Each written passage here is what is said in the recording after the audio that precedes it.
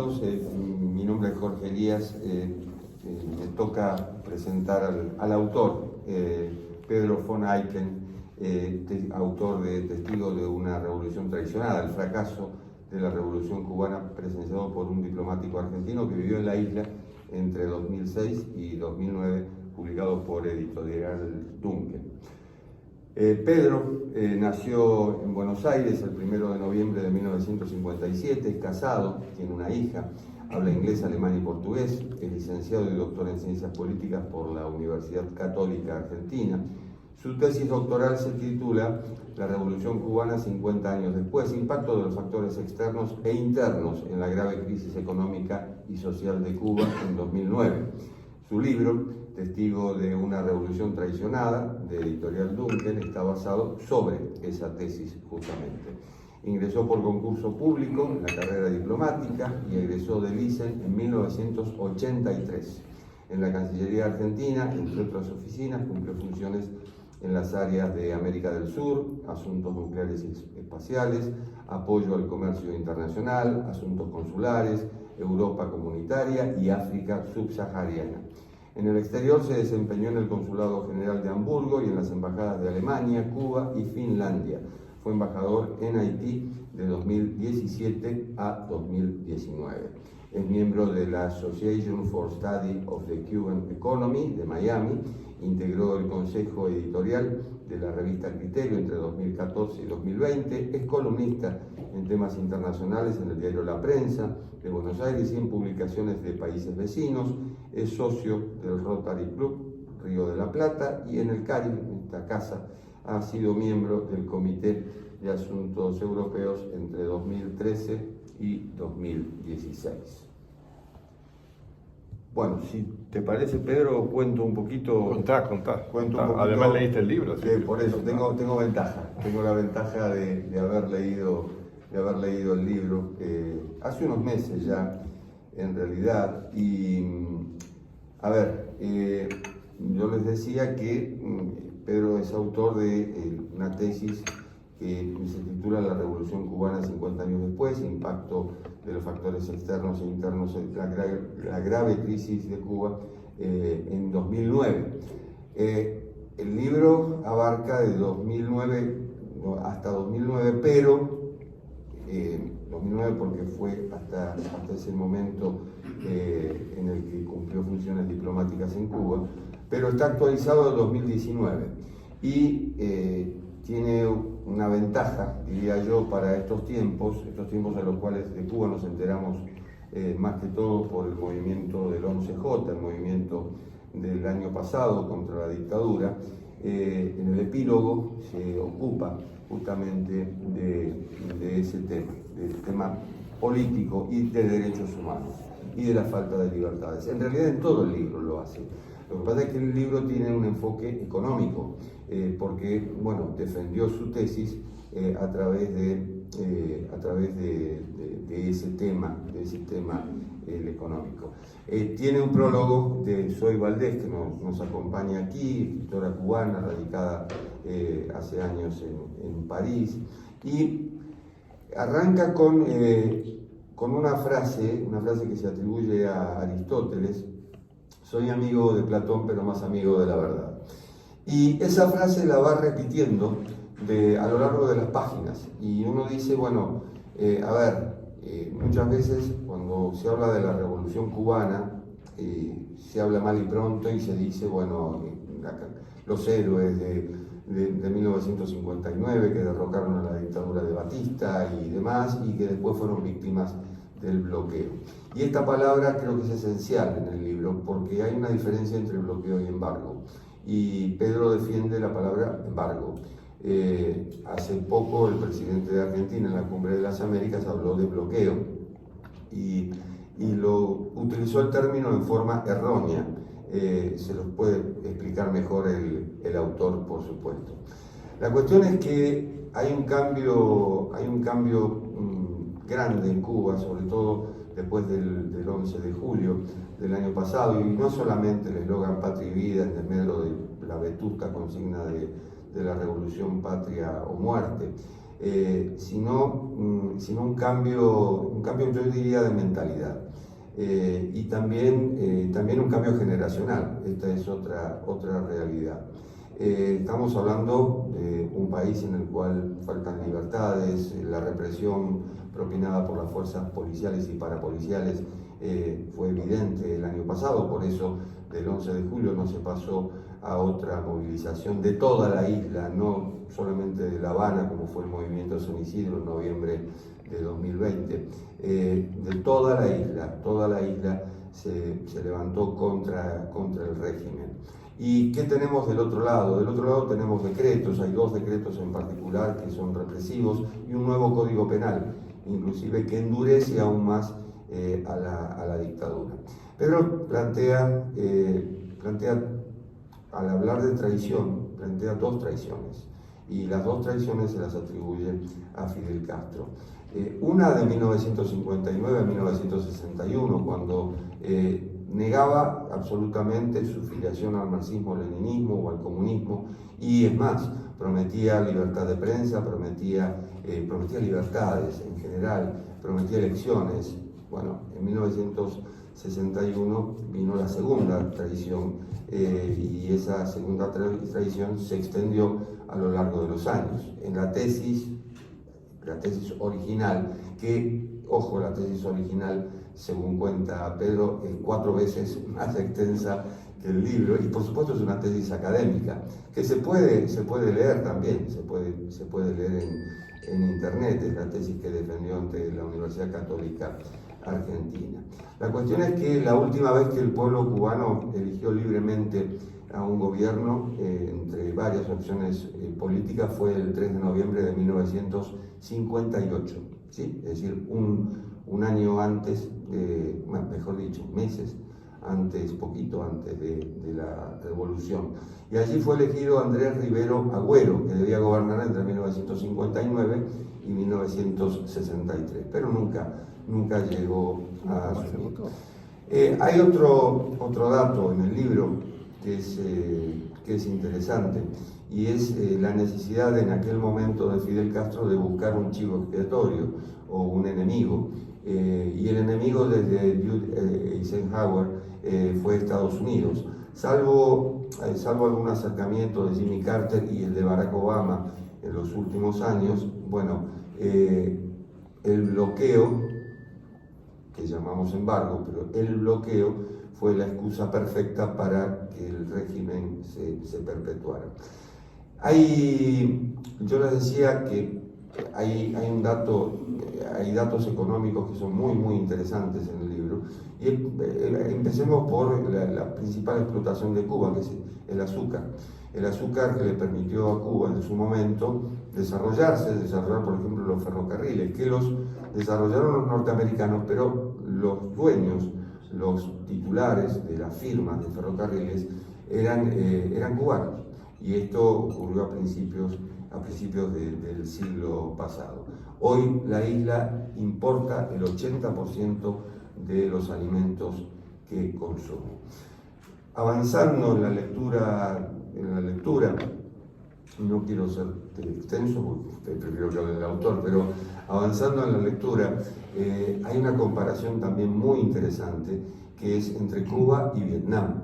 ¿Por qué Vietnam propició aquello que llamó Doi Moi, que es la renovación, y por qué Cuba se quedó donde se quedó? Es decir, después de la perestroika de Gorbachov, después de la implosión de la Unión Soviética, inclusive Taiwán lo hizo antes, 1986, si no me equivoco. 85, sí. 85, 86. Bueno, la implosión de la Unión Soviética fue después de la caída del muro, que Pedro también presenció cuando prestaba funciones en servicios en Alemania. Eso fue en 1989. La cuestión es que este libro viene muy bien en este momento que vive Cuba, no solo para refrescar estas traiciones de parte del creador del régimen. Su hermano no hizo absolutamente nada, Raúl Castro, y Miguel Díaz-Canel bueno, es lo que hay hoy. Pero la cuestión es que después del 11 de julio, y reparo mucho en lo que ocurrió el año pasado, también más allá de la falta de libertades y de todo lo que sabemos que ocurre en Cuba, la falta de democracia, la represión, inclusive las falsedades. Muchas veces alguien que uno cree que está en contra del régimen resulta que es empleado del régimen, en fin. Ocurre en la isla y ocurre en una isla. Esta es la realidad, es el manchón negro de América Latina, más allá de otros regímenes que son dignos de reproche por violaciones de los derechos humanos y por falta de respeto a los principios democráticos, como lo son Venezuela y Nicaragua. Pero al margen de eso, piensen que el año pasado hubo un muerto, hubo más de 1000 detenidos. Hoy estamos viendo que 34 menores de edad son juzgados, condenas de hasta 18 años de prisión, y en la mayoría de los casos, dos casos en particular, Luis Manuel Alcántara y Osorbo, que es uno de los coautores e intérpretes de Patria y Vida, que ganaron el premio Emmy, que ganaron el premio a la libertad del Freedom House. Bueno, en prisión preventiva en Cuba no se está más de 90 días y estuvieron 7 meses y 1 año en prisión preventiva. Luego debieron concurrir a los tribunales y todavía no se ha dictado la sentencia. En muchos casos el régimen apela cuando hay signos de rebeldía, por decirlo de algún modo, que en realidad son signos de libertad. El régimen apela a decirles, bueno, es cárcel o exilio, y hay varios que han aceptado el exilio. El exilio significa salir de Cuba en 48 horas. Digamos, es lo que vendría a ser el correlato de esta historia que Pedro cuenta en su libro, que tiene un doble valor. Por un lado, apela a fuentes de todo tipo y tenor, fuentes académicas, políticas, pero también el ciudadano de a pie. E impresiona, si vamos al caso, si nosotros hiciéramos en Cuba, si nosotros vemos lo que pasa en Buenos Aires, para decirlo más claro, cada vez que hay una movilización, bueno, toda esa gente en Cuba estaría presa. Esta es la realidad. Es decir, más de la mitad del país estaría preso en Cuba por salir a manifestar o por expresar su disconformidad con lo que se está viviendo.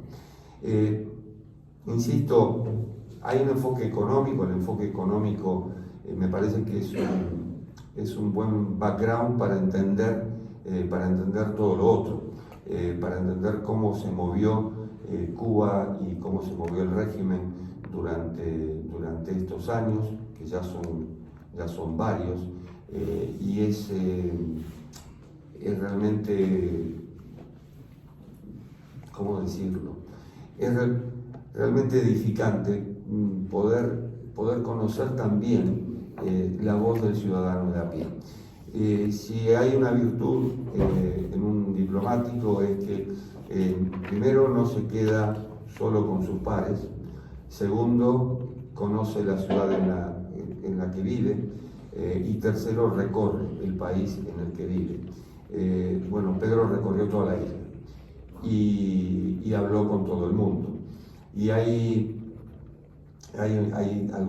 datos de la informalidad que sorprenden, que por ejemplo el botones de un hotel con propinas gana mucho más que un maestro o un médico, y a veces se exalta el valor de la medicina cubana y demás, que tiene esto mucho que ver con la propaganda, de la liberación de los pueblos y demás, pero en realidad hay un doble rasero. Hay una medicina para los cubanos y hay una medicina para los extranjeros, así como en su momento yo creo que se sigue con esto, se envían misiones, y las misiones resulta que van más o menos van para demostrar que sirven para algo, y cuando efectivamente sirven para eso, la dictadura le pone precio. Es esclarecedor realmente el libro, te felicito, Pedro. Es de lectura amable, esto también hay que decirlo como lector, lo digo. No es la tesis académica, sino que menos mal.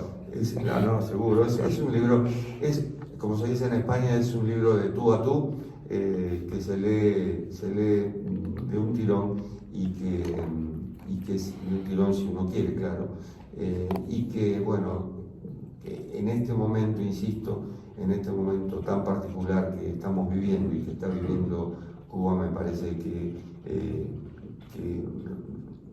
yo creo que llena el costado del que menos se habla, que es justamente la economía, y cómo la economía de Cuba ha influido durante todos estos años de dictadura en lo que falta, justamente, que es la libertad. Felicitaciones, Pedro. Muchas gracias. Ahora me toca a mí. Me has dejado muy poco trabajo, yo agradezco mucho. Les pido disculpas si digo cosas que se repiten, pero ya se adelantó este insigne periodista que es Jorge Elías. Estoy muy agradecido, obviamente, a las autoridades del CARI, a José Bordón, a Juan Bataleme, que me han permitido presentar el libro aquí, y hasta lo han sugerido. Por supuesto, a Jorge Elías, que me acaba de preceder. Por supuesto, a la gran escritora, poeta, guionista y luchadora por la libertad de Cuba que tengo a mi izquierda, lo que no tiene nada que ver con la izquierda, lo aclaro, que es Zoe Valdés, que llegó de París el sábado para estar esta semana con nosotros en Buenos Aires. Estamos tratando de hacer todo, algunos son testigos por aquí, lo que podemos en poco tiempo. Porque es la autora del prólogo. Nos conocemos con Corina, con mi mujer, y con ella hace 15 años más o menos. Por supuesto, no puedo dejar de mencionar los agradecimientos que a veces se dicen en el libro al principio y a veces al final.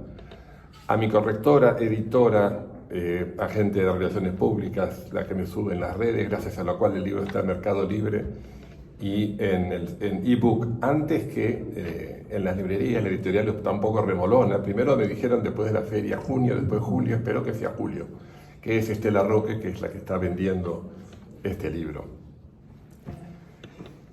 ¿Qué pretendo yo? ¿Qué pretendí con este libro? Algo que me ha gustado y me ha traído siempre: desmitificar, para usar un verbo suave.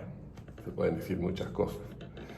Yo tenía abonado, lo he hecho en universidades, lo hice en la UCEM hace años, sobre todo en Buenos Aires, también en la provincia de Córdoba, en la Universidad Católica. Invitar simplemente para hablar de la carrera diplomática, no para hablar de Cuba, incluso antes de ir a Cuba. Es muy poco lo que se sabe, he visto en esas varias charlas. En El Salvador estaba abonado una vez por año en Relaciones Internacionales con un amigo que me dejaba las 2 horas de Derecho Diplomático. Pedro, habla de la carrera, lo que hacéis, cómo centralicen y qué hacen ustedes, porque realmente se sabe muy poco.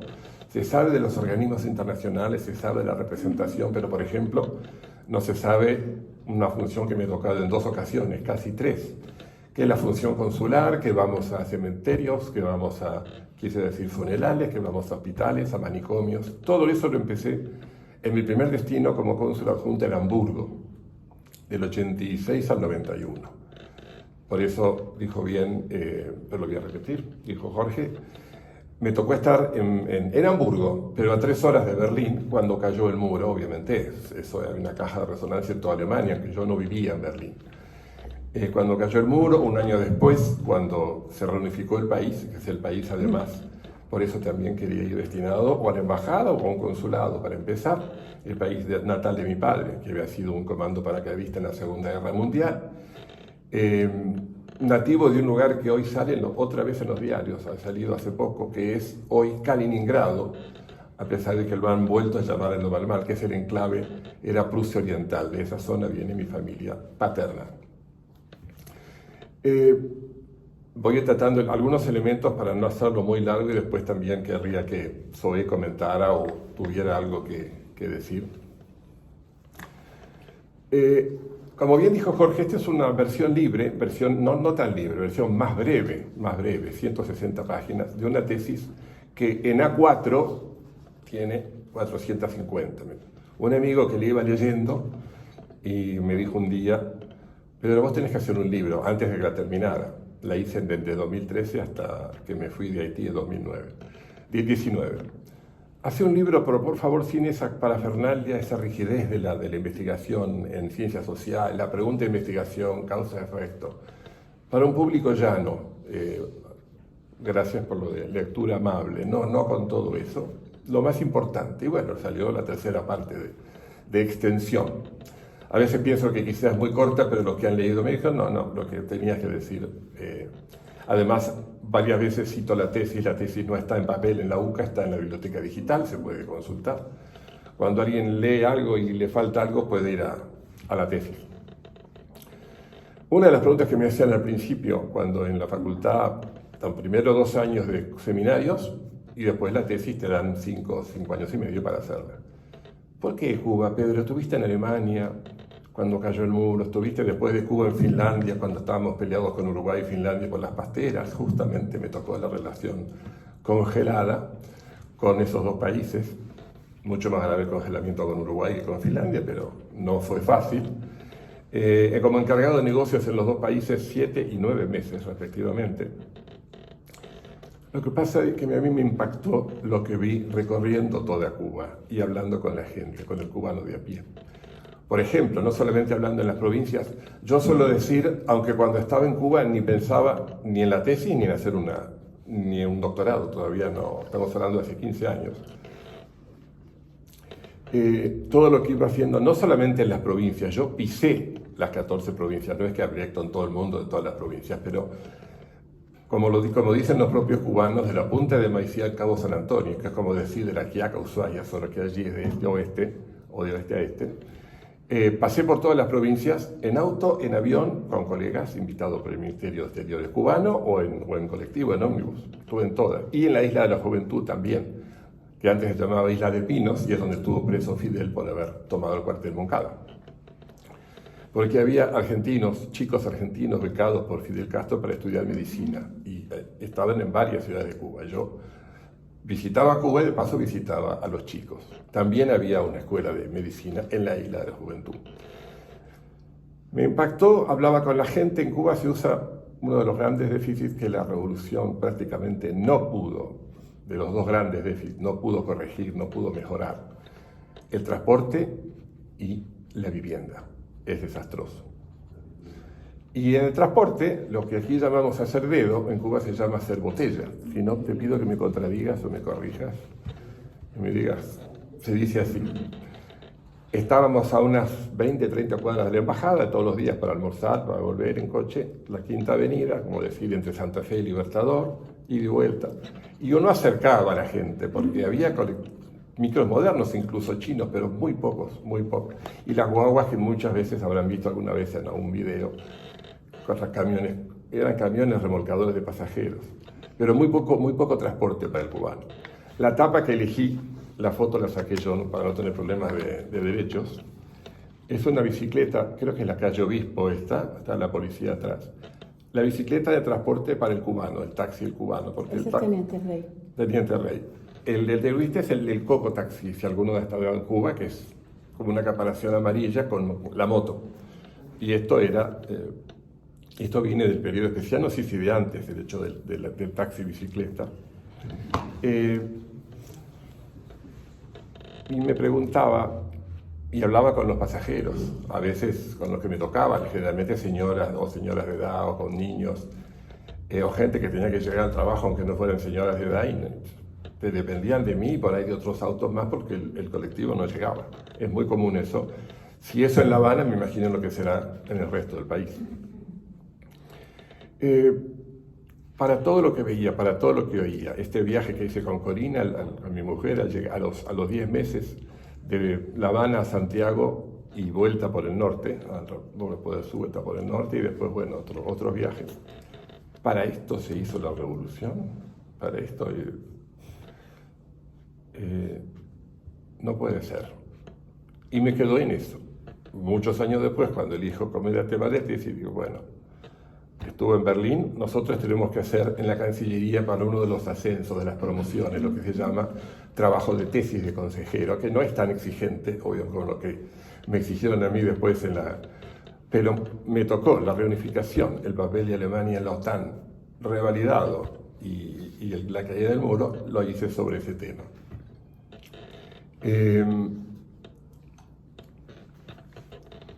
Por eso, para esto se hizo la revolución, porque es lo que me preguntaba yo cuando decidí como tema.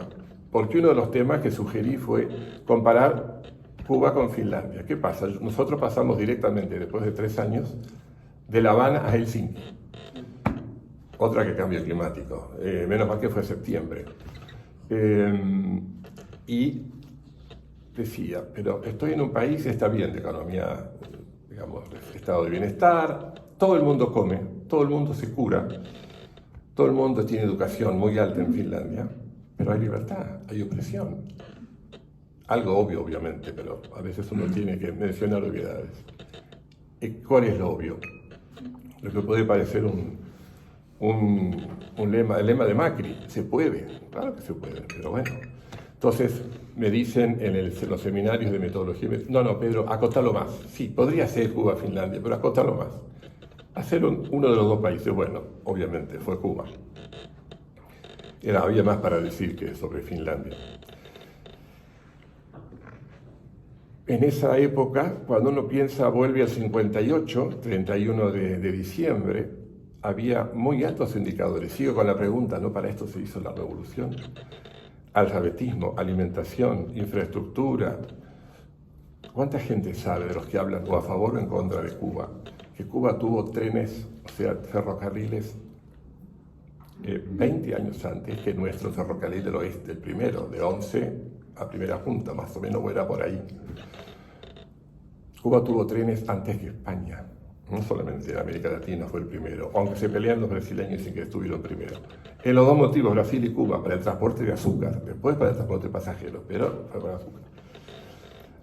Tuvo televisión en colores antes que nadie en América Latina, muchas cosas más. Quiero hacerla corta, está en el libro.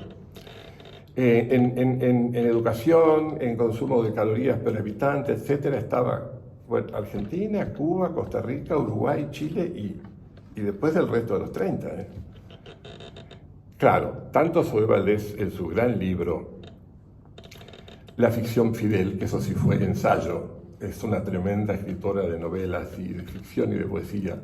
Yo ya la leí en Alemania antes de ir a Cuba, en una librería de español, comparar los libros de Zoe. Una comparación que no todos hacen. Lo que digo de los índices avanzados es cierto, pero hay una diferencia entre La Habana, quizás Santiago, y el interior de Cuba.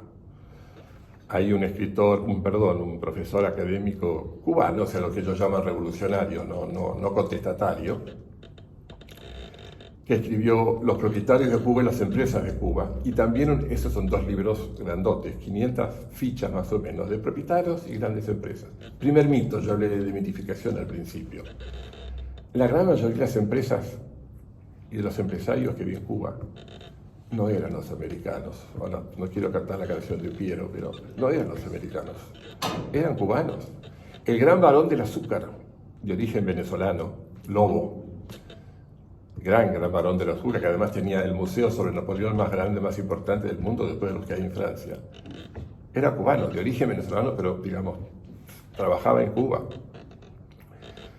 Es decir, había cosas que, por eso la quiero resumir un poquito, que se dicen, no quiero extenderme en todos, después si hay preguntas, sí, la educación, la salud, pero ¿por qué el título de la tesis, del libro, que obviamente es más reducido y tiene que ser un poco más comercial, que la tesis no se publica, se publica algo más reducido? ¿Por qué traicionada? Para mí fue doblemente traicionada, lo digo al principio. La primera traición, Rusia, China, Corea del Norte, Vietnam, los revolucionarios, Mao, Lenin, Kim Il-sung, los que han hecho las revoluciones, los movimientos, los que pretendían unir las dos Coreas, pero que fuera comunista. De entrada en esos países, sabían lo que querían, era el marxismo-leninismo, los bolcheviques. Nunca mintieron, nunca engañaron. Eso no pasó en Cuba. Por eso, primera traición.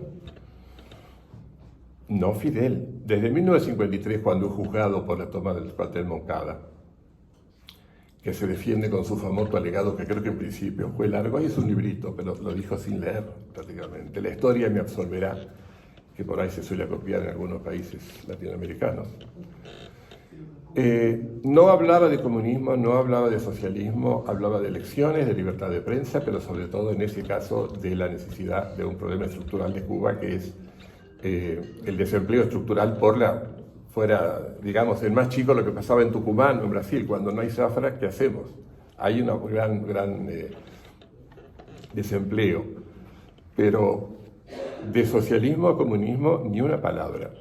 Después el manifiesto de la Sierra Maestra, que lo escribe con Eduardo Chivás, con Felipe Pasos. Curiosamente hoy no se encuentra en ninguna página web cubana, obviamente. Hablaba otra vez libertad, elecciones, constitución del 40, que el otro día me comentaba sobre para hacerme acordar algunas cosas, yo ese detalle no lo recordaba. La constitución de 1940 del Batista democrático, hubo un Batista elegido, después hubo un Batista golpe de Estado. Fueron dos presidencias. La constitución nunca fue derogada, la del 40. Hubo constituciones, la última es del 19, hubo varias, pero sin derogar la del 40. Y muchos todavía hoy, una de las voceras, creo que eso es, en el ambiente de lucha por la libertad de Cuba, es la Constitución de 1940. Después, si la tendríamos, si cayera el sistema y hubiera que se podría mejorar, yo he leído algo de la Constitución, quizás para nosotros hoy sería muy estatista, pero bueno, no voy a hacer derecho constitucional comparado. Pero era una constitución modélica y fue promulgada por Fulgencio Batista una década antes, una década y media de toma del poder, por segunda vez. Es decir, la foto casi tan emblemática o conocida como la foto del Che, de la foto de Korda, que es la foto de Fidel llegando a La Habana, al octavo día del triunfo de la revolución, cuando se va Batista, del 1 al 8, venía por vía terrestre hasta La Habana, y en el jeep se ve en esa foto emblemática con Camilo Cienfuegos y Uber Matos, dos comandantes de la revolución de distintas zonas, que no querían más a Batista, la corrupción, a todos esos problemas que ya conocemos, pero tampoco querían el comunismo. Fidel entra con ellos dos a La Habana, es algo en lo que yo no había reparado, y lo leí en un libro de un autor que es Nicolás Márquez, La máquina de matar, que no es precisamente la opinión que se tiene del Che, la opinión políticamente correcta, hizo esa anotación. ¿Por qué? Había dos comandantes de los varios que integraban la revolución, el movimiento, que eran confesadamente comunistas, sin callarlo, y por eso una de las razones por las que se empezaba a sospechar de la deriva del movimiento, que eran el Che Guevara y Raúl Castro. Bueno, conocemos la suerte que tuvieron Uber Matos y Camilo. Uber Matos 20 años de prisión, el libro Cuando llegó la noche, y Camilo el avión que se cayó después de ir a apresarlo a Uber Matos. Si me siguen, hasta en esa llegada en jeep con ellos dos, no con los otros dos, Fidel era democrático. Estoy con los que me acompañan, con los que, digamos, sacaron a Batista. Después les pagaron por ser solamente antibatistianos y no comunistas. Esa fue la primera traición. Bueno, en la Sierra Maestra, como digo, también se hizo famoso, creo por eso, Herbert Matthews, reportero del New York Times, que lo logra hacer el contacto para ubicarlo a Fidel en la Sierra. También, creo que es una serie de unos 2 o 3 reportajes, se juntan, 3 reportajes. También, comunismo, socialismo, nada, niente. Todo Constitución, otra de 40, que como decíamos, como si dijéramos volver a la nuestra de 53, libertades, enseguida elecciones, primero 2 años de gobierno, 2 años y medio, idem, ya se sospechaba, mucha gente, sobre todo en Estados Unidos, ya se sospechaba, pero también en Cuba, y por eso se empezó a huir. Fidel se adscribe públicamente al comunismo, al socialismo, en abril y sobre todo en diciembre de 61, con la excusa de Bahía de Cochinos. Pero venía aparentemente el reclutamiento o el conocimiento de Moscú de mucho antes de Bahía de Cochinos, ya de cuando se preparaba el movimiento. Ya hablé demasiado de la primera traición. ¿Cuál es la segunda? En el 61, bueno, por Bahía de Cochinos, somos marxistas-leninistas, siempre lo fuimos, sí, pero desde el 53 no hablaste nada de comunismo. Era inédito en Cuba esto, de este sistema. ¿Cuál es la segunda traición? Del 61 al 91. ¿Adscribimos al marxismo-leninismo? ¿Somos comunistas? Bueno. Del 61 el que manifiesta esto y realmente se zambulle Cuba directamente en el sistema. Hasta el 91, que cae la Unión Soviética al fin, por eso justo fueron 30 años. Lo que él prometió era, obviamente, mejorar la vida de los cubanos respecto al año 58 y respecto de la funesta etapa republicana, 1902-59. Igualitarismo obsesivo, colectivismo, marchas y contramarchas, ensayo y error. Fidel sabía de todo. Era abogado, pero sabía de medicina veterinaria, hacía pruebas con razas de vacas, todo, de todo sabía. Nada que ver con el Fidel del 53 al 61. Por ejemplo, la reforma agraria del 59 y del 63 contrató a un famoso agrónomo francés, al que se considera también el padre de la Francia verde, René Dumont. Socialista el mismo René Dumont era socialista, después escribió un libro con las experiencias. ¿Cuba es realmente socialista? Posiblemente había una versión en castellano. ¿Est-il Cuba socialiste? Pero Fidel Castro no le hizo caso a Dumont. Después se pelearon.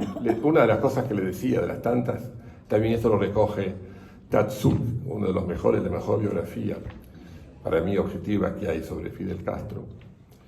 Le decía a Dumont, comandante, en la propia Unión Soviética, no se lo decía con estas palabras, pero para que se entienda, la Unión Soviética a la que usted se quiere acercar, quiere copiar, algunas de las cosas que usted propone ya no están más tan rígidas. En las memorias autorizadas, y de las únicas que son las que la entrevista de Fidel Castro con el director o exdirector del Le Monde Diplomatique, Ignacio Ramonet, que me regaló un profesor cubano del ISEN, del Instituto del Servicio Exterior Cubano.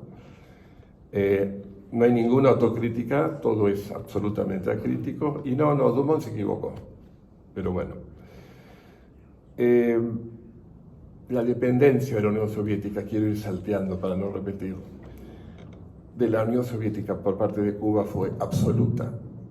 Fue mucho, pero mucho mayor en estrategia militar, en armamento, pero sobre todo en economía, en energía, porque el cambio fue azúcar por petróleo, mucho más grande que la del imperio yanqui, pero mucho más voluminosa.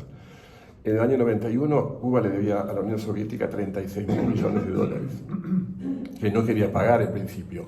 Palabras más, palabras menos, pareciéndonos a los santiagueños, decía, ustedes son los que cambiaron de sistema. Ustedes me cambiaron todas las reglas, yo no tengo por qué pagar. Toda la era de Yeltsin, de Boris Yeltsin, no vieron un centavo, ni cubano, ni americano, ni rublo. No les pagó. Recién en 2014, el actual mandatario ruso, en el 2014 visita Cuba y después viene aquí, al Río de la Plata, Vladimir Putin condona el 90% de la deuda cubana, que no se había pagado hasta ese momento. Entre paréntesis, nosotros aún somos acreedores de casi a la altura de hoy, con los intereses, más de 3.000 millones de dólares, con resultas del famoso viaje, la misión Gelbart de febrero del 74, que autorizó Perón, no en dinero, eran 2 tramos, sino en bienes de capital. Todavía se ven algunos Falcon, algunos Peugeot 404 o Chevy, al menos hasta el 2009 se veían, y máquinas agrícolas, nunca se pagaron. Se supone, se ha dicho, se ha escrito que casi todos los presidentes, incluso el actual y el anterior, han ido a Cuba a negociar, pero todavía no. Lo que yo sé de antes de ir a Cuba, cuando fue Rafael Bielsa, canciller de Néstor Kirchner, fue a negociar, empezar a hablar del tema. El gran tema bilateral, digamos, en ese momento, era la suerte de la doctora Hilda Molina, si la sacamos o no la sacamos de Cuba, el gran tema de Néstor. A ver si conseguís algo, le dijo a Bielsa. Fue, habló con el ministro de Economía, la quita era tan sorprendente la que digamos, proponían los cubanos, que según me han dicho, yo no estaba presente, cuando Bielsa se la muestra a Labaña, el ministro de Economía, hizo así, o la desatendió. Lo cierto es que todavía esos 3.000 millones que se calculan ahora, todavía no se vio nada. Japón era gran acreedor más que Argentina. Cuando yo estaba en Cuba conversábamos con el ministro yo también era el segundo con el ministro de la Embajada de Japón. Ellos tenían deuda pública y deuda privada. Era el primer acreedor.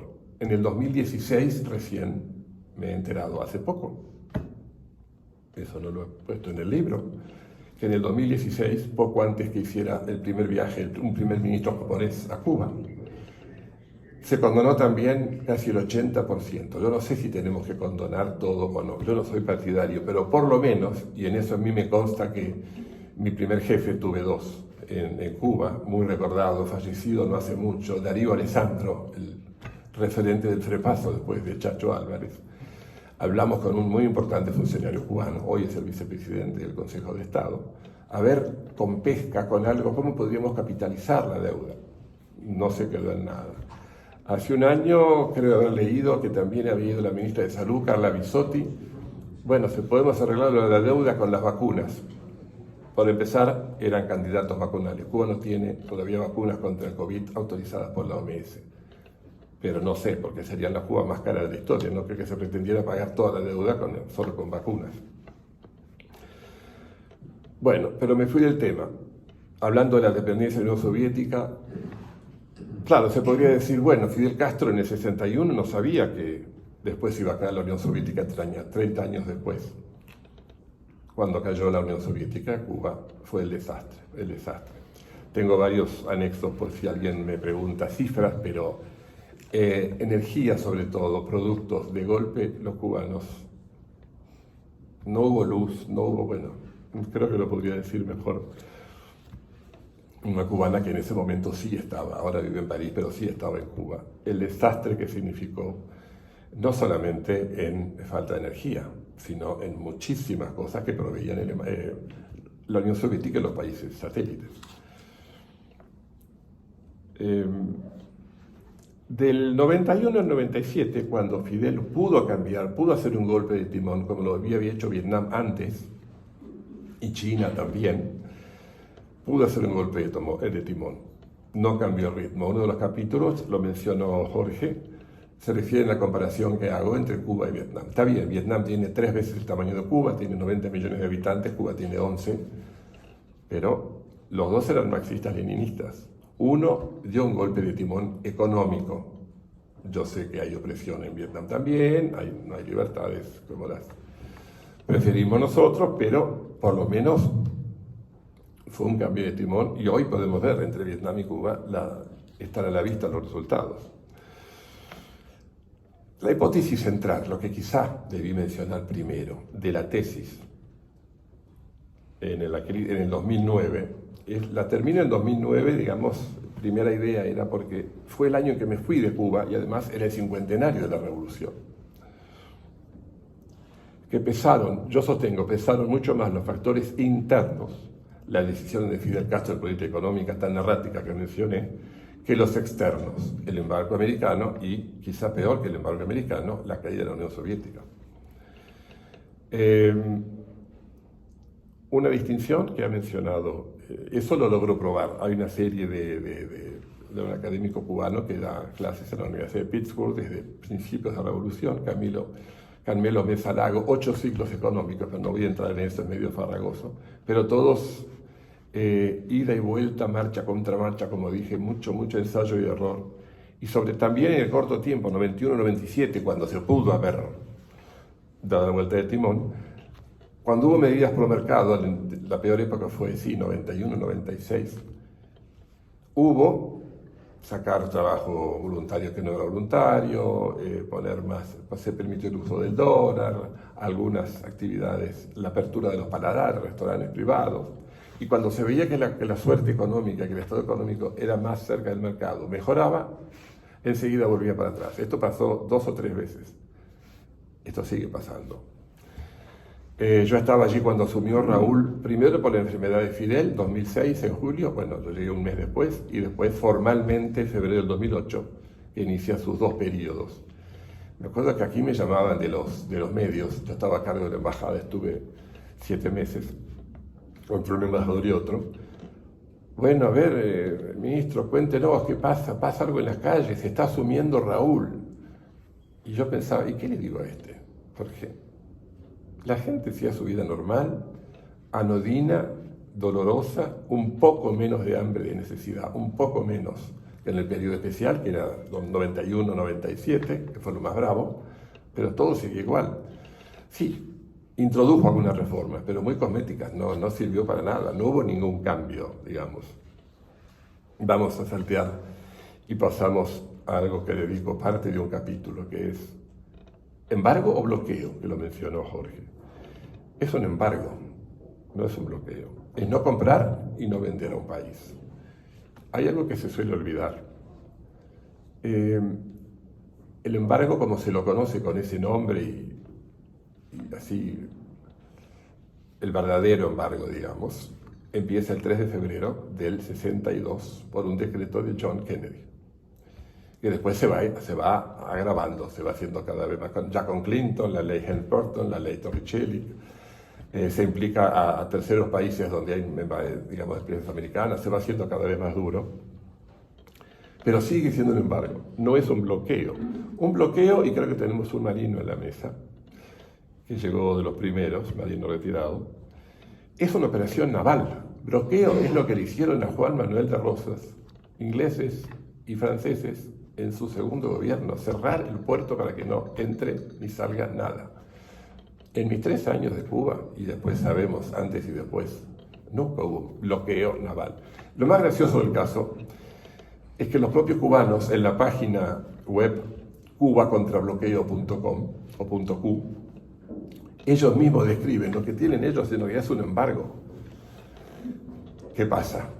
Bloqueo es una palabra más política, tiene más peso, y hacer una asociación, a mi juicio, no resiste el menor análisis por la exageración. Es verdad, la idea fue siendo ahogar la economía cubana para que, bueno, después liberaran a presos políticos, se fuera a cambiar el régimen. Aquí me tengo que hacer un asterisco. Se suele olvidar que el embargo propiamente dicho es del 62, sí, casi hasta Obama, después se aflojó un poco con Carter, bueno. Pero llamarlo genocidio, como pretende justificar la revolución cubana al bloqueo. Genocidio es Hutus y Tutsis, genocidio es el Holocausto, genocidio es Serbia en los 90. Pretender, no sé, algo afectos a la historia, somos los politólogos. Pretender decir que en Cuba hay un genocidio, lo dijo hace poco el presidente de México, el bloqueo es un genocidio, no lo dice solamente los Castro. Me parece un poco exagerado para ser elegante si estoy rodeado de diplomáticos. Por eso es un embargo, no es un bloqueo. Pero en la tesis lo explico más, con referencias a la enciclopedia británica, que es un bloqueo, en 2 idiomas para las dudas, para que se entienda que es un embargo. Sin embargo, muchos países, muy afectos a la revolución o no, socialdemócratas o no, entre ellos el nuestro, seguimos votando todos los años a acabar con el bloqueo. Yo personalmente no estoy de acuerdo con el embargo, y después va a explicar. Zoe tiene un punto de vista distinto y lo expresa en el prólogo, pero yo pienso que hay que ser pluralista, y si los mismos cubanos disidentes o contestatarios tienen diferencias, lo podemos tener una gran escritoria cubana y un investigador de afuera. Está a favor del embargo, pero voy a explicar después por qué.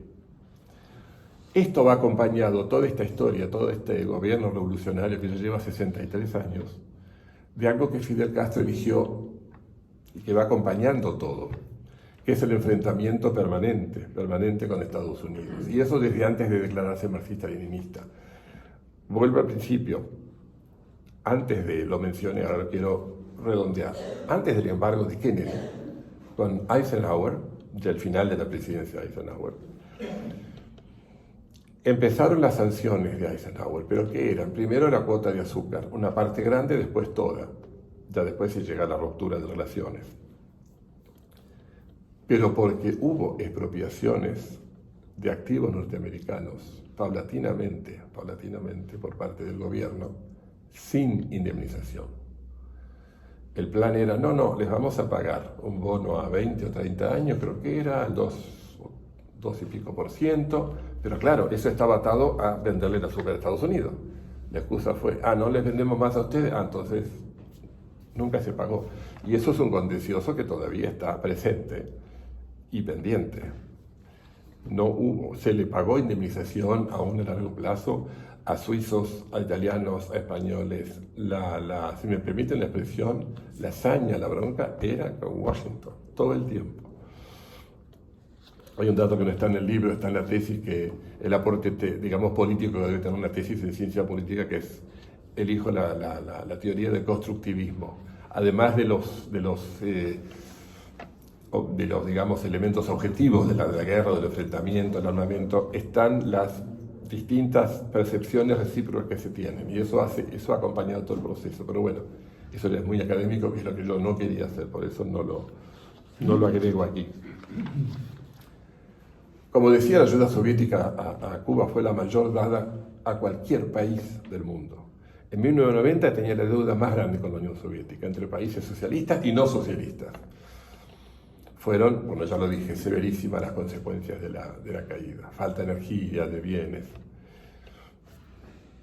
En el capítulo que yo comparo con Vietnam, hay algo me parece interesante.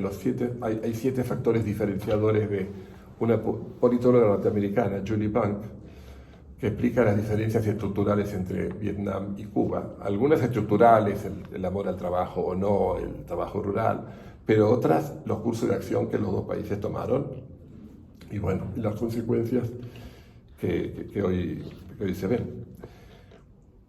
Lo adelantó Jorge, ya voy terminando. Cuba importa el 80% de los alimentos que consume, 2.000 millones de dólares anuales.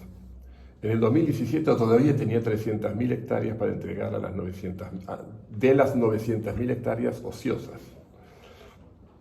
¿Qué pasa con el campo? No sirvió que se abriera un poquito en el último tiempo.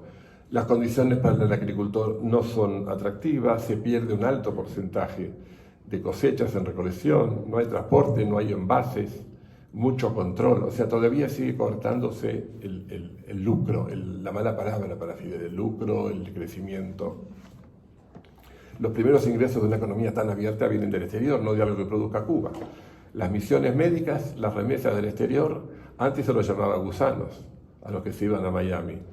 Pero ¿qué hacía Cuba? ¿Qué haría hoy sin las remesas de los cubanos a sus familiares? De las que el Estado saca una buena parte. Y misiones de salud, remesas y el turismo. Mucho después el níquel y el cobalto, que en buena medida se lleva a China. Yo preferiría parar acá y dejar ahora a nuestra amiga Zoe Valdés y por supuesto después las preguntas que haya, con mucho gusto. Para ustedes.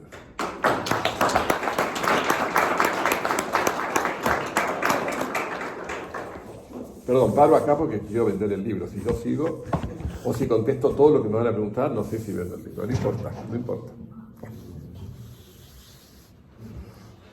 Buenas tardes, muchas gracias. Gracias Jorge Elías, gracias Pedro von Eycken, gracias a todos los presentes. Para mí es un grandísimo honor estar aquí, estar de nuevo en Buenos Aires con amigos cubanos y argentinos. Yo agradezco mucho los libros que se escriben sobre mi país, sobre Cuba, y este en especial, no solo porque he conocido la trayectoria desde muy cerca de Pedro y Corina en Cuba y en otros países, y siempre hemos estado, como digo en el prólogo, unidos por Cuba, ¿no? Pero agradezco todos esos libros que se han escrito porque siempre iluminan con ideas, con percepciones, con emociones, lo que ha sido la tragedia de Cuba, que no es desde hace 63 años única y exclusivamente. Aquí está alguien que ha escrito uno de los libros más importantes, yo considero más importantes de Cuba, el Tata Joffre, que le agradezco mucho que esté aquí. Y esos libros han sido mi refugio, mi verdadero refugio después de salir de Cuba, e incluso antes, porque ya estando en Cuba muchos cubanos están en el exilio. Han sido los libros que nos llegaban a escondidas, ocultos, desde otros países, para que nosotros mismos entendiéramos lo que nos había sucedido, lo que nos estaba sucediendo. Recuerdo, por ejemplo, cuando nos llegó el libro de Andrés Oppenheimer, que bueno, en aquel momento teníamos una gran esperanza sobre ese libro. Después ahora es un libro de ciencia ficción, ¿no? Pero bueno, la mayoría de los libros sobre Cuba se convierten en libros de ciencia ficción. Y el libro, por ejemplo, Cuba, fin de siglo, de Bertrand Rosenthal y Jean-François Fogel, una de las razones por la que tuve la posibilidad de salir de Cuba.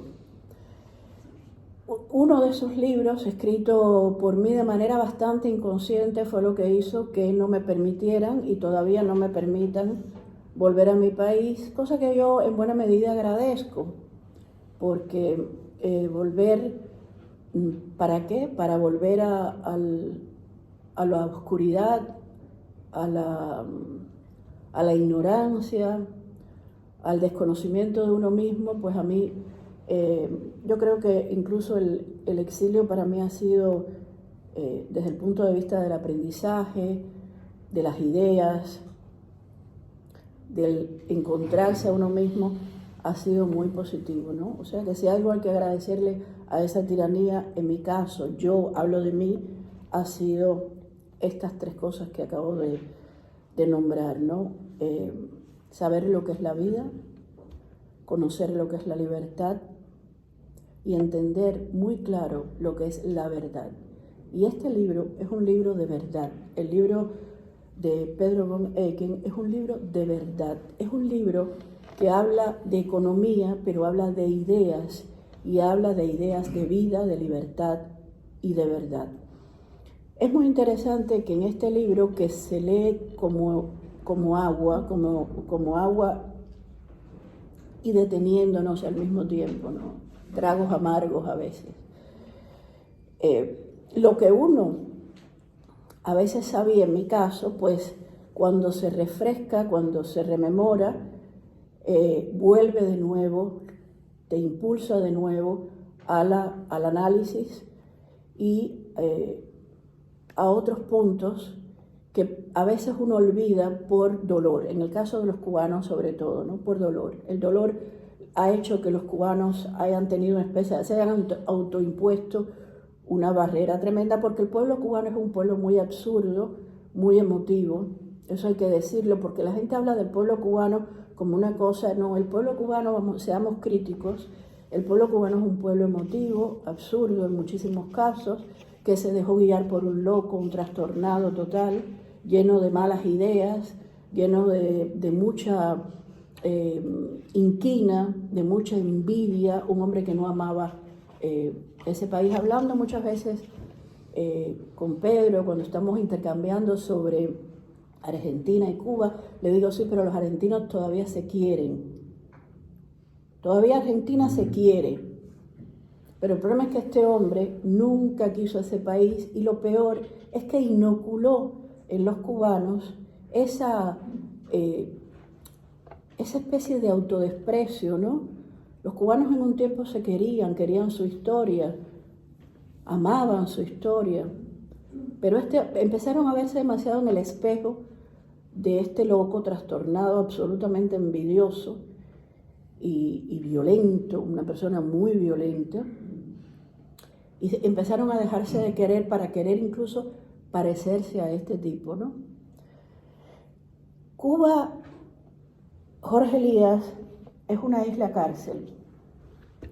O sea que no es que haya una parte de cubanos que estén en las cárceles, están en las cárceles reales, pero Cuba es una isla cárcel donde más de 11 millones de cubanos están encarcelados porque no todo el mundo puede salir de Cuba, salvo algunos elegidos por varias razones, o se quieren salir de ellos para que no molesten más, o quieren sembrarlos fuera para que sean agentones y les sirva a ellos, porque eso continúa.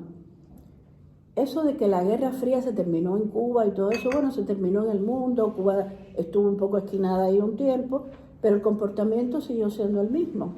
El comportamiento era, vamos a manipular, primero desgarrar el alma, arrancarles el alma a esta gente, manipularlos, enviarlos, que se vigilen entre ellos, que se ataquen entre ellos, que se hundan entre ellos. Y todo eso es algo, desgraciadamente, que el ser humano aprende más rápido que a amarse entre ellos, que a respetarse entre ellos, que a entenderse entre ellos, ¿no? Bueno, el cubano, como es un ser absurdo, en muchísimas ocasiones, pues claro, fue un excelente y aventajado discípulo de esto, ¿no? Bueno, también tengo que decir, mis queridos amigos, que el 11 y el 12 de julio efectivamente fue un movimiento por primera vez inédito, porque aquel movimiento del 5 de agosto de 1995 en el que yo estuve con mi hija pequeña en brazos, fue solo en La Habana, pero como dijo Jorge Elías, este movimiento del 11 y 12 de julio del 2021 fue en toda Cuba y fue un movimiento inédito donde el pueblo pidió libertad. El pueblo no pidió que le pusieran la luz, ni que le dieran comida, ni huevo, no, libertad. Pidió también en ciertos sectores con carteles pintados en el piso, en sus camisetas, C40, Constitución de 1940, porque el pueblo ha ido aprendiendo también a esa parte del pueblo. Una parte del absurdo de ese pueblo es que ese pueblo ha dado muchos trompicones, pero por fin ha empezado, a fuerza de trompicones y de dolor, a aprender que su historia no es tan como se la contaron, como se la inventaron, como se la escamotearon, ¿no? Que hay una historia que tiene valores, ¿no? Pero antes del 11 y 12 de julio, el 6 de octubre del 2020,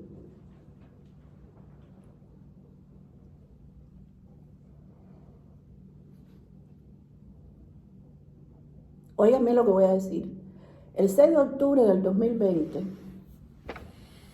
detuvieron a un miembro del Movimiento Cristiano Liberación que protestó en una calle, solo, en una cola. Yandier García Labrada fue condenado a 5 años de cárcel. Lleva 3 meses en una celda de castigo. Pero ustedes seguramente lo que han oído, ¿verdad? Es patria y vida, ¿no? Patria y vida. Patria y vida, el remeneo del culo, la plumita, la paillet y todo eso. Forma parte de todo. Yo no estoy diciendo que Patria y Vida no sea un movimiento al que haya que seguir, respetar, pero no es el único movimiento. En Cuba hubo una guerrilla anticastrista de 7 años en el Escambray, jamás se cita. En Cuba hubo una brigada 2506 de hombres que el más joven tenía 14 años, que fueron a liberar a su país del comunismo, pero tampoco se cita. Hoy siguen vivos muchos de ellos en Miami, nadie los invita a nada y ellos siguen, perdón, el malo de Donald Trump los invitó y les dio el homenaje que se merecían. Pero ya sabemos que Donald Trump es para muchos lo que es, ¿no? No para mí. Pero no es el tema de esta noche. Ahora, lo que yo agradezco muchísimo, sí, es que se hable de patria y libertad, que es la frase de José Martí, y de patria, vida y libertad, que es la frase de Osvaldo Payá Sardiñas, que fue el líder del Movimiento Cristiano Liberación y que fue asesinado un 22 de julio junto a Harold Cepero, que era uno de los miembros más jóvenes del Movimiento Cristiano Liberación, un movimiento que sigue vigente, un movimiento cuyo líder que fue elegido democráticamente y reemplazó a Payá, Eduardo Cardet, estuvo preso 3 años en la cárcel y fue apuñalado en 3 ocasiones por los presos comunes que le pusieron en la celda para no hacerle reconocer a él su condición de preso político. Y me gustaría también que recordaran que están los presos plantados. Seguramente no saben tampoco, o igual sí, ojalá que sí, que antes de Patria y Vida hubo una película que se estrenó y que se estrena ahora también en Amazon Prime, que se llama Plantados, que cuenta la historia del presidio político cubano, y al final de la película van a tener una gran sorpresa. La pueden ver en Amazon Prime. ¿Por qué lo digo? Porque cuando la película Plantados salió, al momento, el régimen, junto con Black Lives Matter por Estados Unidos y el propio gobierno norteamericano, crearon todo el show de musiquitas y cosas que apagaron a Plantados, porque lo que había que hacer era apagar a Plantados. Pero como el problema de Cuba no es solo el absurdo del pueblo cubano, sino el absurdo del entorno que rodea, la gran soledad que se le ha impuesto al pueblo cubano y la gran indiferencia y la necesidad de nunca entender al pueblo cubano, ni de nunca entender las grandes traiciones que se le han hecho a Cuba. Yo agradezco ese libro porque en ese libro, Pedro, con una valentía enorme, ha dicho que la economía cubana, por supuesto, ha contado todo lo que él acaba de contar aquí, no voy a repetir, fue traicionada ¿por quién? Bueno, por quien sencillamente detestaba ese país y que lo puso en función de él y que lo hizo su propia finca, como el capataz que quiso ser y al que quiso imitar a su padre, ¿no? Pero la traición no es solo la traición que le hizo Castro a Cuba, sino la traición que el gobierno norteamericano desde 1929 le está haciendo a los cubanos. Esa es una realidad. Y esa traición en muchísimas ocasiones se ha repetido, se sigue repitiendo, se seguirá repitiendo, y los cubanos vamos a tener que seguir aguantándola. ¿Por qué? Porque Fidel Castro sí entendió, eso también está en el libro, que a los cubanos había que enviarlos a Estados Unidos no solo para llenarse de las remesas y de todo lo que hablamos y las cifras de la CEPAL y todo eso indican, sino para hacer el trabajo que hicieron dentro de Cuba, o sea, vigilarse, chivatearse, delatarse, pues hacerlo también en el exilio y hacerlo también, ¿por qué no?, en las universidades y todo eso. Hay ahora mismo un profesor que se llama Carlos Lazo, que ha creado una cosa que se llama Puentes de Leche y que, según él, para enviarle leches a Cuba. Es un absoluto espía, un profesor de una universidad en Miami que lo recibe Miguel Díaz-Canel en Cuba. No puede ser, señores, es que vamos a ser serios. No puede ser más que un espía, pero no un espía de estos, de los buenos, ¿no? Un espía de estos a 3 por kilo que exhiben, quitan, ponen, y así, porque ese es el otro estilo inaugurado por los cubanos, ¿no? Estos espías de a 3 por kilo que ponen a hacer puentes de leche y todas esas cosas. Ahora, el problema de Cuba, del que ya tantos autores han hablado, está en este libro esencialmente, que es el problema de no entender que la economía es ideas también, y que el cubano decidió abandonar las ideas para adoptar la emoción y para adoptar ese camino faciloide que, como una trampa, le tendió el castrismo. Ese es el camino que le ha tendido el castrismo y con lo que ha jugado siempre a su favor, ¿no? Luego está la gran soledad que hemos tenido. Por eso digo en el prólogo, haciendo referencia a la dedicatoria que hace Pedro a Corina, su esposa, que ellos siempre han estado ahí. Porque en medio de toda esta soledad, los cubanos hemos tenido, por suerte, personas que han estado ahí y que nos han acompañado con sus ideas, con sus aclaraciones, sus análisis, con sus luces. Cuba fue invadida durante 30 años por los hermanos soviéticos. Lo que pasa es que en lugar de un Zelensky, lo que había era un Fidel Castro, que lo que quería era, por supuesto, era esa invasión. Pero mientras esa invasión se producía en Cuba, donde siempre ha habido, y tengo que subrayarlo, y en el libro está, donde siempre ha habido hambre, necesidad, eso que me dicen que hubo una época en que Cuba estuvo mejor, no, yo nací en 1959, yo no he visto nunca a Cuba mejor. Yo he vivido toda mi vida con mi país bajo una tiranía. Nosotros pasamos hambre, pasamos necesidad. Había también cortes de luz en la época, en los años 70, había cortes de luz en lo que fue mi infancia y adolescencia. Pero además, todavía peor. ¿Por qué? Porque no había internet, porque no había Twitter para quejarse, porque no había la escandalera que hay en Facebook para decir, oye, que hay una madre que está hablando ahora, para entonces borrar a las madres del 11 y 12 de julio. Porque esta gente lo tiene muy pensado, ¿eh?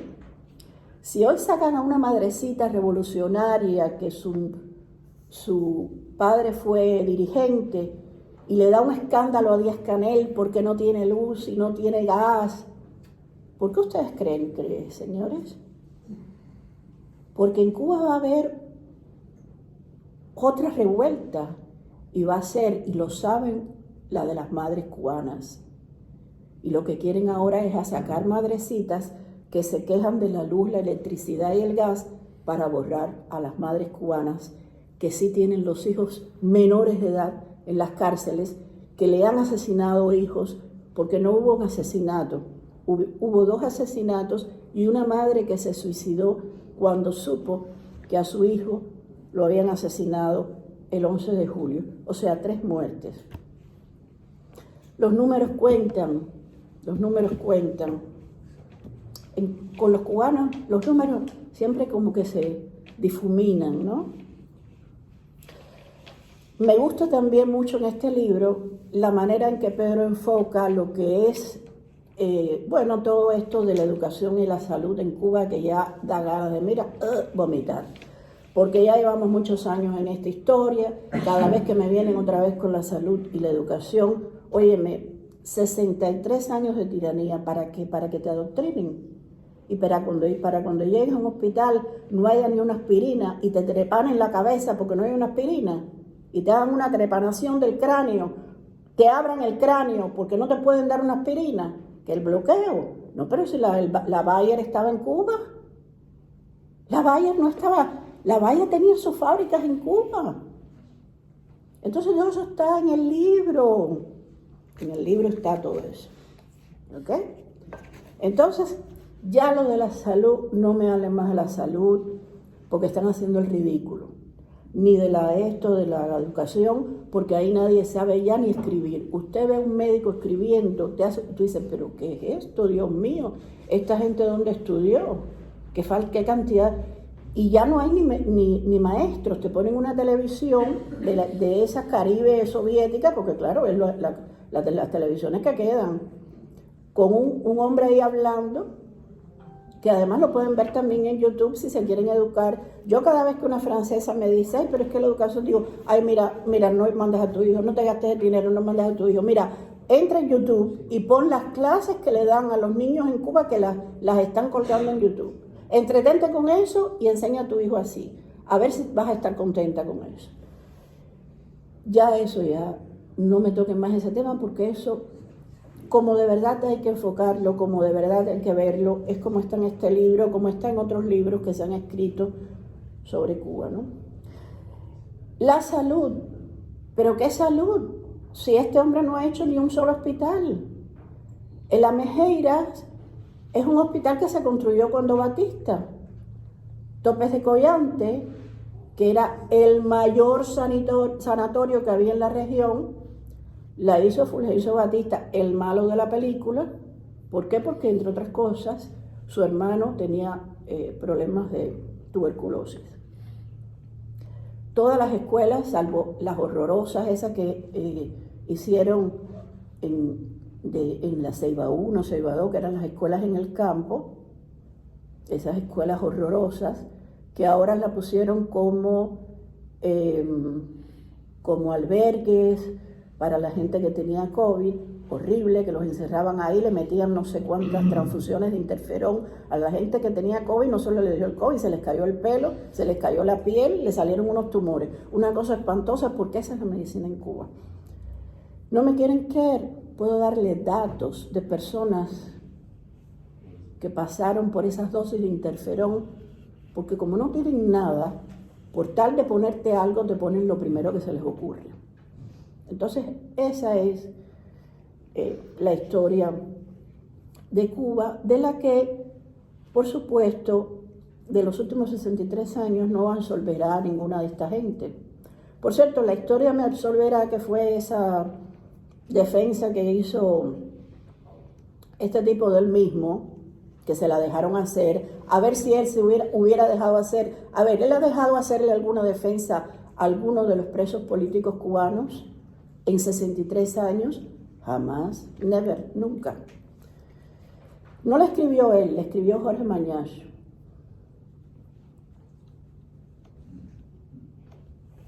No la escribió él, la escribió Jorge Mañasch, gran ensayista cubano.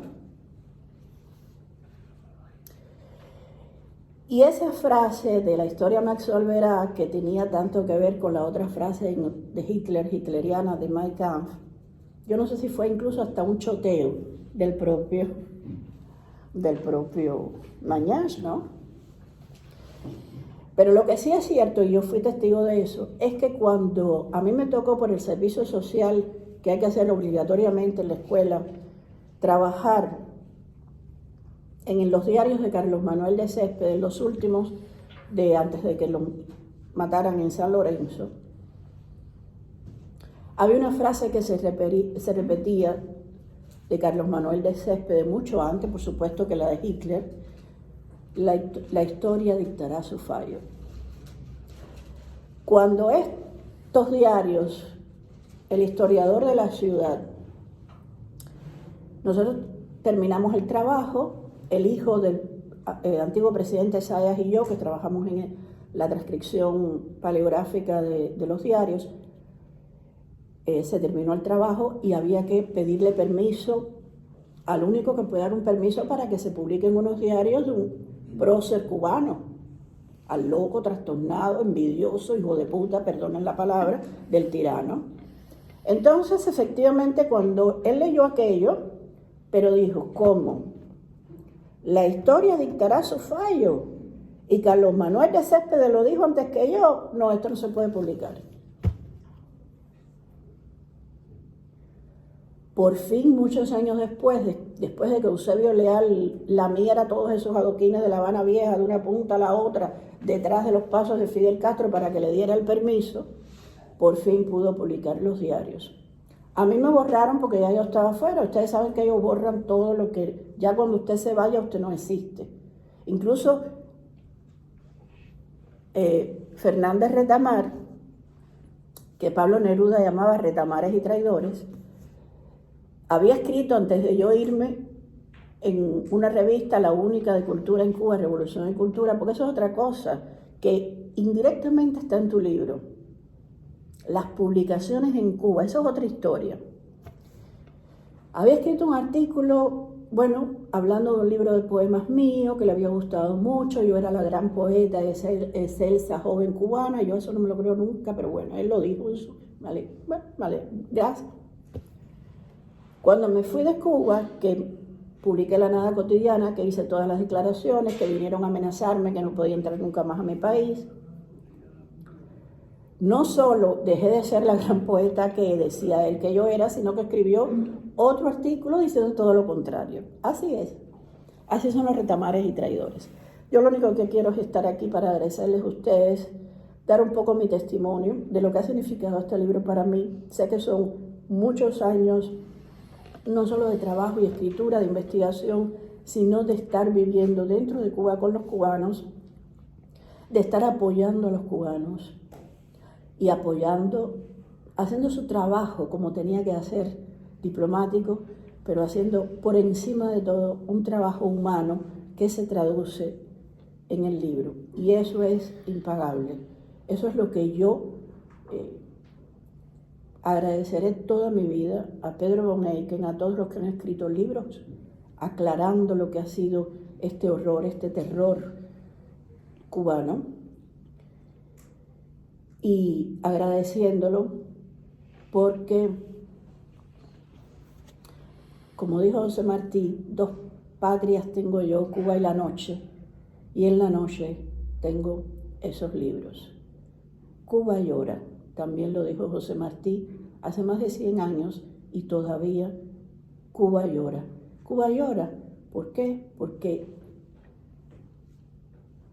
aunque ustedes vean a un pueblo moviendo el fambeco, como decimos nosotros, bailando, agitándose y creyéndose el mismo que es un pueblo alegre y divertido porque le han impuesto que lo sea. Eso no era tan difícil de apresarlo en sí y de entenderlo. ¿Por qué? Porque eso nos viene de los barracones. Los esclavos, mientras más sufren, más cantan, y mientras más lloran, más bailan. Y desgraciadamente, todavía los esclavos siguen padeciendo, bailando y cantando. Y hay, en medio de todo ese jaleo, ese choteo, hay ideas como las de este libro. Muchas gracias. Viva Cuba Libre.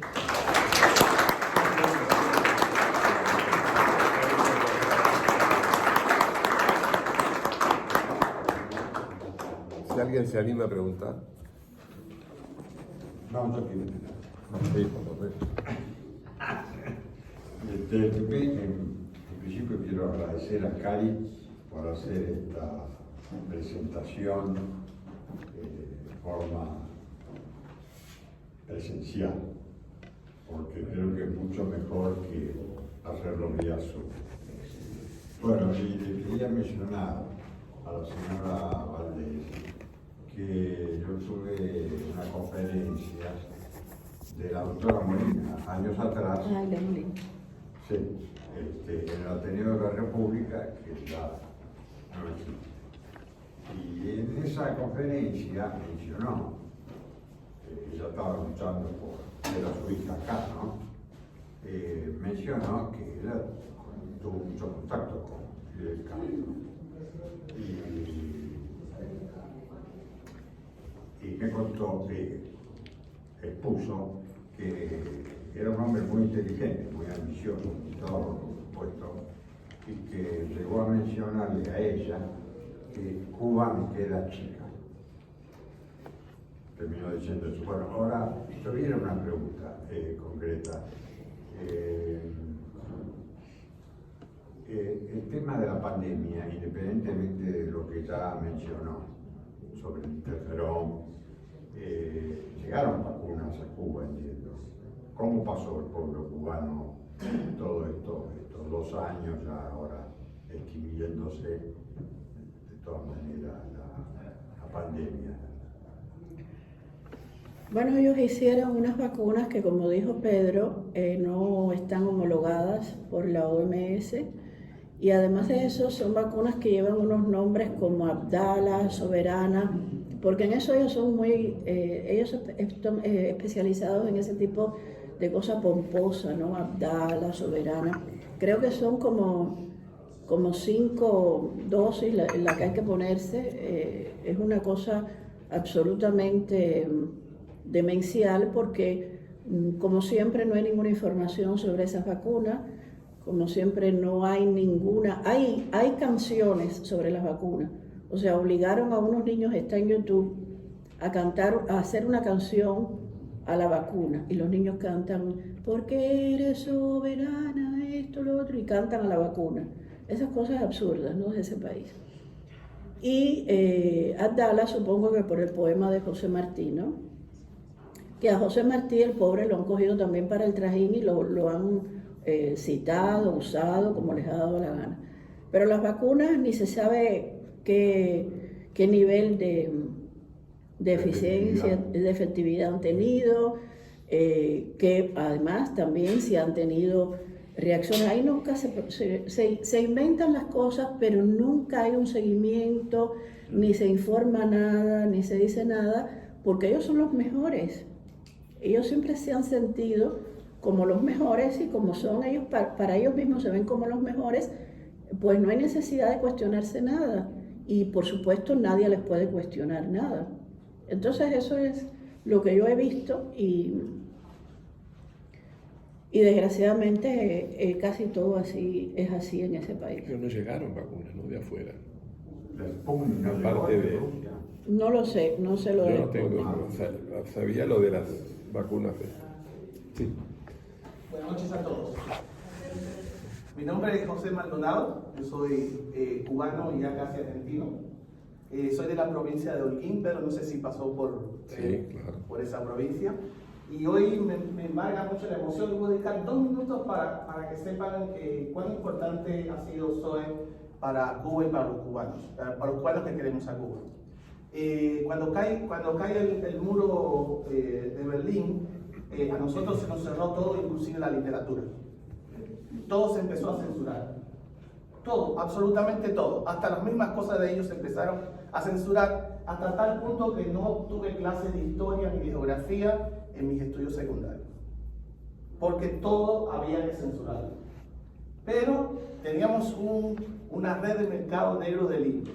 Y en esa red de mercado negro entre nosotros, que hubo de todo, no solamente cosas con la política, no me llegó a mis manos la nada cotidiana. Y fue pasando de mano en mano, ¿ok? Hablando de aquel nihilismo que todo el libro sale a flote. Y a mí me embarga la emoción porque ese libro lo releímos y hacíamos clubes de lectura con ese libro. No me llegó después más nada SOE por cosas de la vida. Pero tengo frente a mí a una de las personas, aparte de Luca Escalona y otros autores que nos hicieron tener esperanza. Muchas gracias. Eso fue esperanza, que dijimos, por lo menos hay gente que afuera se fue, pero está luchando por nosotros. Y quería mencionar algo que Pedro y Zoe hablaron, y es sobre, Pedro dijo de inocular. Nos inocularon la culpa inmerecida. Es decir, usted habla en Cuba y le dicen, usted es algo por la revolución, usted es algo por Fidel Castro. Y nosotros los cubanos cargamos con esa culpa inmerecida, con ese daño antropológico que los cubanos sufrimos, y que día a día luchamos contra eso con el autoconocimiento y eliminar y subir la autoestima, que es un término que le faltó a los dos, yo lo quiero agregar, del pueblo cubano. Muchas gracias.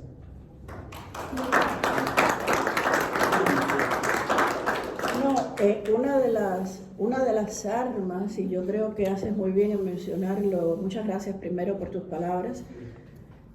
José, una de las armas de ese sistema es el ninguneo, ningunearte y hacerte creer que todo se lo debes a ellos, que nada le debes ni siquiera a tus padres. Tus padres dejan de tener incluso poder sobre el niño que eres, porque Fidel Castro recuerda que había que llamarlo el papá de todos los cubanos. Sí, papá Fidel. Exactamente. Entonces, sí, lo que acabas de decir es exactamente así, y el ninguneo forma parte de todo el plan, de hacerte creer que no había historia antes. Pedro mencionó, por ejemplo, la C40, la Constitución de 1940, una constitución que no se puede leer en Cuba todavía, que está prohibida en Cuba. La Declaración de los Derechos Humanos se publicó en un folleto con un prólogo de Fidel Castro, que tal parecía que el autor de la Declaración de los Derechos Humanos, de la Declaración Universal de los Derechos Humanos, el autor era él. Entonces, muchos cubanos creíamos, cuando Michel Legrand fue a Cuba a hacer aquel gran espectáculo para lo que se movilizó a todo un ejército, porque Michel Legrand iba a ponerle música a la cantata con la Declaración de los Derechos Humanos. Viene el coco, porque siempre es así. Y muchos cubanos creían, se decían, pero ¿por qué tanto miedo y tanto policía? Si eso no lo escribió Fidel. Entonces, ¿por qué?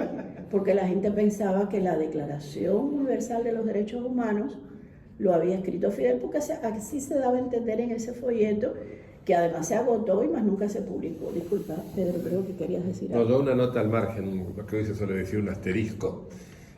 Bueno, la misma provincia es donde nació Fidel Castro y los Castro, sí, Holguín, la ciudad. Pasamos por Holguín con Corina, pero no por Virán. Pero el problema es que cuando ellos nacieron, la provincia se llamaba Oriente. Sí, yo sé. Después se separaron. Después se separó, sí. Y yo digo que ellos son de Oriente, ¿no? Pero una nota al margen, no sé si lo sabes,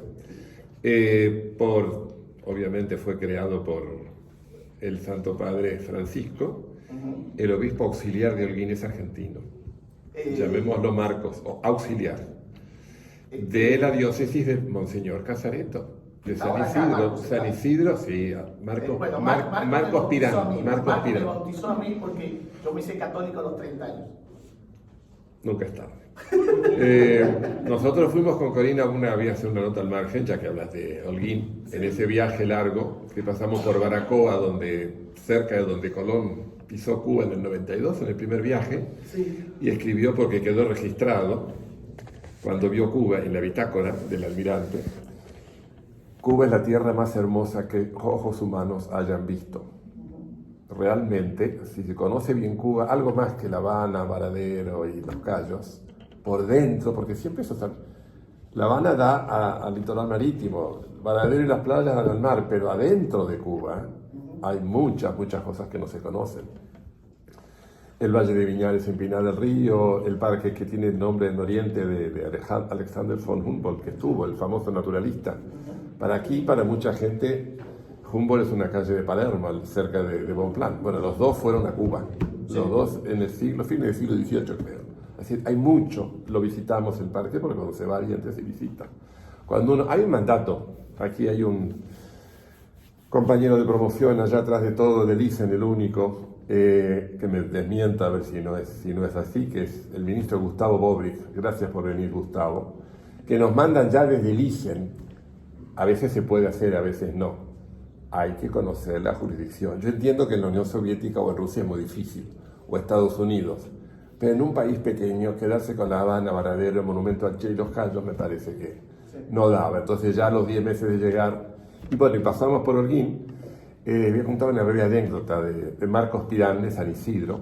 Lo he recibido 2 veces en Cuba y lo llevé a Holguín, a Monseñor Casareto, porque los curas que había de Mendoza también y había jesuitas, pero eran básicamente diocesanos de San Isidro. Y Casareto fue más de una vez, cuando era obispo de San Isidro. Él llegó a Cuba hace varios años, ya lo conocí, en el 2007, ya pasaron muchos años, a Holguín de San Isidro, y se metió en lo que se llama la pastoral de las cárceles. Sí. con muchísima vocación, es un hombre extraordinario de vocación profunda, de servicio. Pero claro, se metió en lo equivocado, se hubiera metido en otro tipo de pastoral, no la de las cárceles, porque ¿qué implica? Implica meterse con los presos políticos. Exactamente. Entonces ahí saltó la señora secretaria de culto, que no forma parte de la Cancillería en Cuba, sino es un ente aparte muy importante, Caridad Diego creo que se llama, puso el grito en el cielo y lo quería echar de Cuba. Lo quería echar de Cuba a este obispo, volvete a San Isidro. Y ahí terció a favor de Marcos Pirán el nuncio, porque el cardenal arzobispo de La Habana, que era arzobispo, pero no sé si en ese momento era cardenal ya. Sí. Entonces, Monseñor Luigi Bonazzi, que cada vez que me veía me decía, ¡Viva Argentina!, se metió mucho y llegaron a una... Lo quería porque él veía que Marcos Pirán quería quedarse en el pueblito donde lo vimos con Corina, que no era la capital, Holguín, la capital de la provincia del mismo nombre. ¿Cómo les puedo decir? Era como un claro bien en la punta de la isla, ya cerca de Guantánamo, que es terreno vedado, lo que podría ser un claro en el bosque misionero, algo así, donde ya tenía que entrar yo, a pesar de mi chapa diplomática, ya estaba a 500 kilómetros de La Habana, 800, perdón, en zona de frontera. Aquí por ahí no hay gendarmes, pero los gendarmes saben lo que es la zona de frontera. Me dejaron pasar, sabían que yo iba a ir. No había nada. Él tenía un jeep que andaba cuando conseguía nafta, una bicicleta, y nos hizo unos magníficos tallarines a Corina y a mí. Bueno, y creo que fue el año pasado que Francisco lo creó obispo auxiliar de Holguín.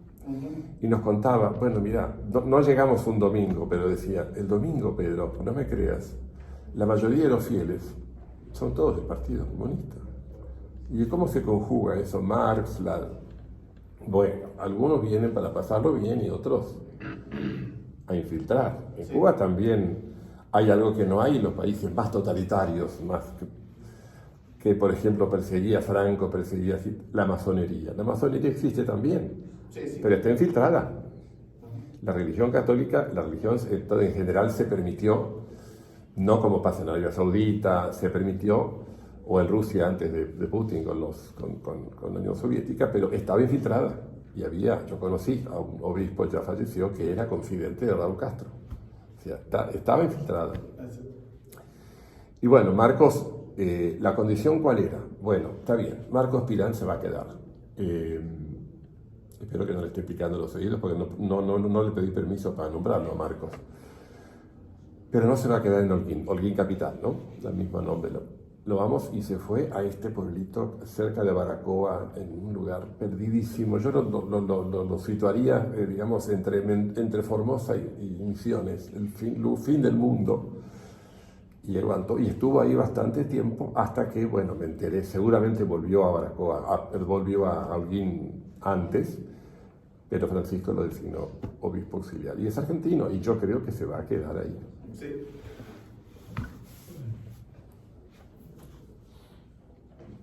O se quedaron mudos, o me van a comprar el libro. Bueno, menos mal. Pregunta de cubana, a ver.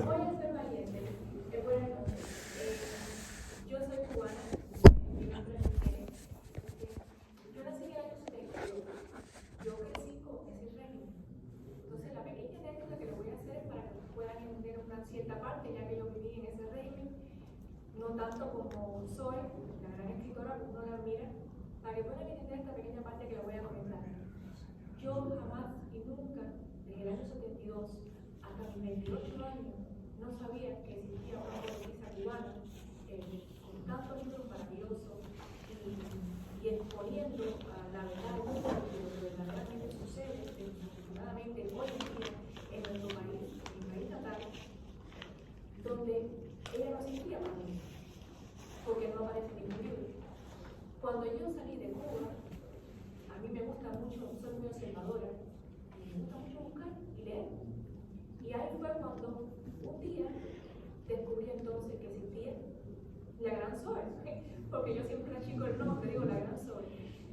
Y entonces ahí se ve la cohibición de conocimiento, de libertad de expresión, que nos tienen desde que nacemos, porque yo nací y me crié en ese sistema, lo puedo decir, adoctrinados, porque esa es la palabra, nos adoctrinan.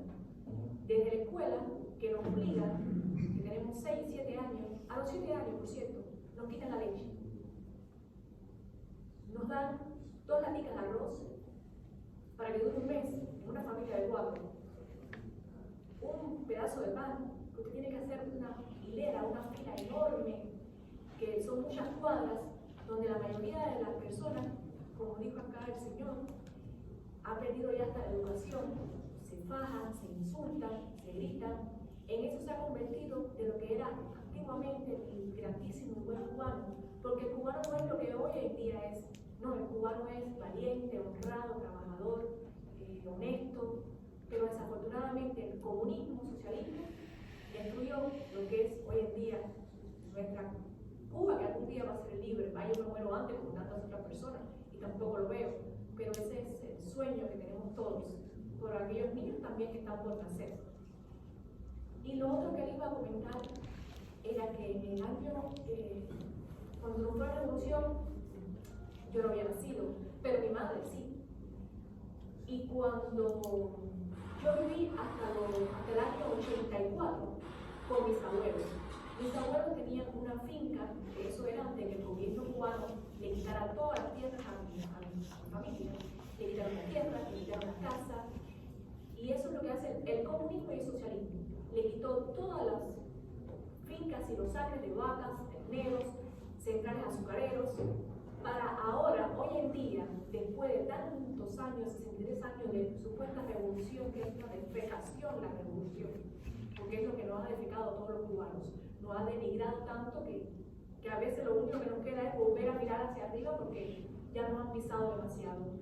Ahora, hoy en día, para que ustedes tengan conciencia de lo que sucede, esas tierras que ellos le robaron a todos los cubanos, ahora se las están vendiendo de nuevo a los cubanos porque no tiene quien le trabaje las tierras, porque ellos no se dan cuenta que el sistema, aunque ellos lo hayan deseado, comunismo, socialismo, dejándolo a la diversidad que ellos quieran pensar y pensando aún así que fuera la mejor intención de llevar a cabo esa ideología a un campo mejor, para un futuro mejor para todos. Cuando pasa X años se tiene que dar cuenta que aquello fue un derrumbe, un fracaso total. Y entonces es doloroso para mí que viví lo que podía haber yo disfrutado como muchísimas personas, esa tierra maravillosa que hoy en día entonces se robó todo el gobierno. No es solo mío, es a todos los cubanos un 100%. No es lo mismo el turista que va a Cuba, porque yo como turista puedo ir a cualquier país y en una semana, en 2 semanas, y como turista voy a ver todo maravillosamente cordial. No, hay que salir del país, ya que quieren aplaudir y amar a Cuba. No lo tomen a mal sin ofender a ninguno de los que están acá presentes. Hay nada más que ver, dejen todo y vayan a volver a Cuba. Ahí ustedes van a ver verdaderamente lo que es ese sistema. Entonces nada más que dejar claro que sea todo lo que es verdaderamente el sufrimiento hoy en día de cubanos. Y lo otro que quería decir, que nos olvidaban, que yo no sabía ni quién era, porque es una niña de 7 años, uno empieza a conocer el mundo. Sin desayunar, sin almorzar, porque es una bandeja que al niño de metal, un poco de chícharo, o de piquiguá, con un poco de arroz, y más nada de carne, para ir a la escuela. Y después, encima de eso, salir a caminar kilómetros para llegar al mar, para darle una flor a Camilo y a Che, y después aplaudir a Felipe. Cuba es bella, pero por su naturaleza, porque es el Caribe. Pero como país, es una tiranía total y una destrucción total de todo lo que sale hoy en día de la isla para afuera y para adentro también, porque hoy en día es, disculpa la palabra, un lleva y trae, es algo de vergonzoso. Pero bueno, desafortunadamente esperemos que ustedes que tienen más conocimiento que yo que soy, estoy siguiendo en sus pasos, que quiero aprender de las personas que son más sabias que yo, que han vivido más que yo, esperemos entonces que con esa fuerza que todos ustedes unidos y vengan otra generación que sea más valiente que la que hay ahora, que no sea tan denigrante como la que denigra hoy el verdadero cubano, que desafortunadamente lo está denigrando, y ese no es el cubano honesto y valiente que hay en todas las generaciones. Podamos, antes de irnos de esta vida, ver la Cuba libre. Porque como dijo Zoe, Cuba y libertad también para mí es así. Bueno,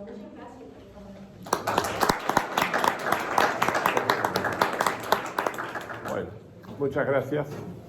Bueno, muchas gracias. Muchas gracias. Domingo. Cuando te vas preguntaba. El domingo, sí. Me pareció muy bueno.